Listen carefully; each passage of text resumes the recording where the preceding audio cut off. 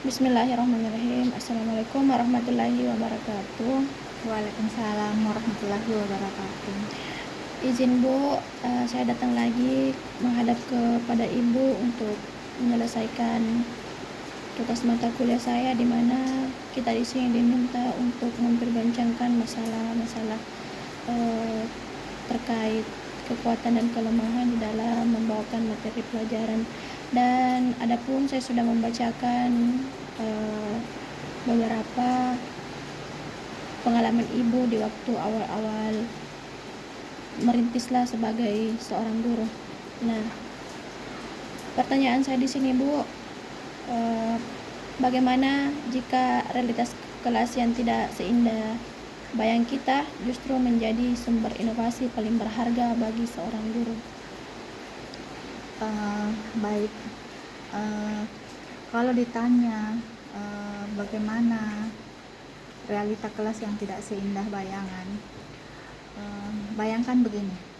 Awalnya jadi guru itu mungkin kita punya gambaran ideal, ya kan? Semuanya berjalan dengan lancar, siswa antusias, materi mudah diserap. Tapi kenyataannya seringkali tidak seindah film. Ada aja siswa yang bingung, ngantuk, atau bahkan kurang tertarik. Nah, justru dari sinilah ide-ide baru itu kadang muncul.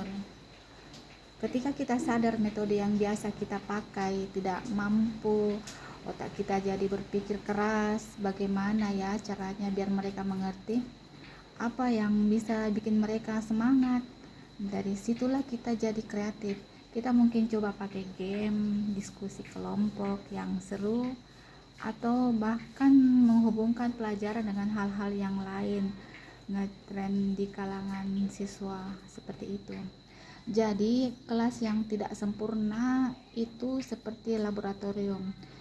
Ide buat guru, setiap tantangan adalah kesempatan untuk menemukan cara mengajar yang lebih baik dan lebih pas buat murid-murid kita yang beragam.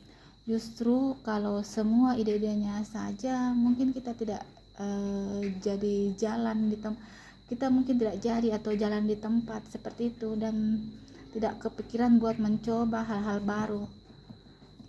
Seperti itu ya Bu. Iya. Lalu mengapa momen ketika hasil belajar siswa tidak memuaskan bisa dianggap sebagai umpan balik yang terpenting dalam karir seorang pendidik ya Bu? Mengapa Bu? Begini, anggap saja hasil ujian atau tugas siswa yang jelek itu seperti rapor buat guru yang awalnya bikin sedih atau kecewa. Tapi kalau kita mau jujur ya sama diri sendiri, ya, disitulah kita bisa lihat nilai kinerja kita sebagai pengajar. Hasil yang kurang baik itu memberitahu kita dengan jelas, sepertinya ada yang salah dengan cara mengajar materi ini, atau mungkin materi yang terlalu susah buat mereka, atau anak-anak butuh penjelasan yang lebih beda lagi. Ini jauh sudah lebih berharga daripada sekedar pujian atau anggapan semua berjalan baik-baik saja. Kenapa? Karena umpan balik yang pedas ini memaksa kita untuk introspeksi.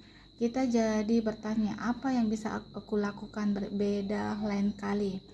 Ini adalah peluang emas untuk belajar dan berkembang sebagai guru. Kita jadi lebih peka sama kebutuhan siswa dan terus mencari cara yang paling efektif untuk menyampaikan ilmu. Jadi bagi saya, jangan langsung menyalahkan siswa kalau hasilnya kurang bagus, tapi lihat juga ke dalam diri kita apa yang bisa atau yang perlu kita perbaiki, seperti itu. Jadi inti permasalahannya itu kembali kepada diri pribadi ya Bu sebagai pendidik. Iya. Baik, terima kasih Bu untuk jawabannya. Dan pertanyaan berikutnya, seandainya Bu, setiap kelemahan siswa dilihat sebagai undangan terbuka untuk bereksperimen dengan pendekatan pembelajaran yang baru, perubahan menarik apa yang mungkin terjadi dalam dunia pendidikan? Menurut Ibu seperti apa?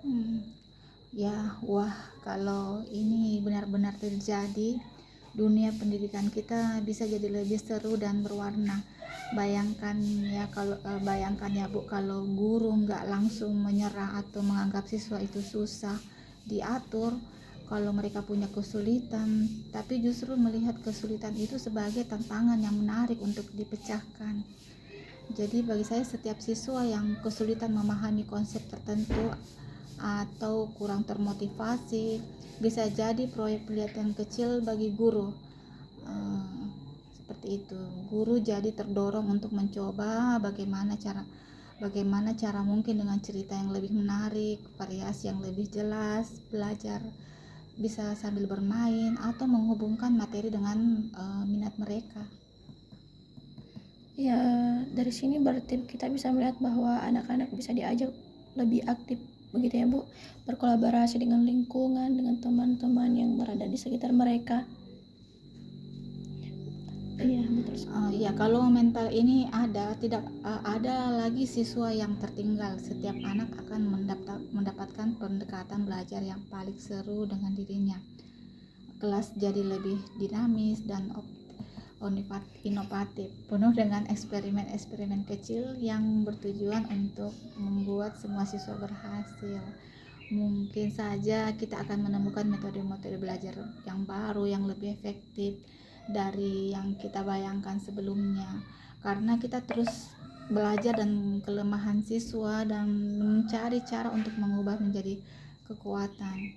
Pendidikan jadi lebih personal, inklusif, dan benar-benar berpusat pada kebutuhan siswa. Baik Bu, seperti itu ya.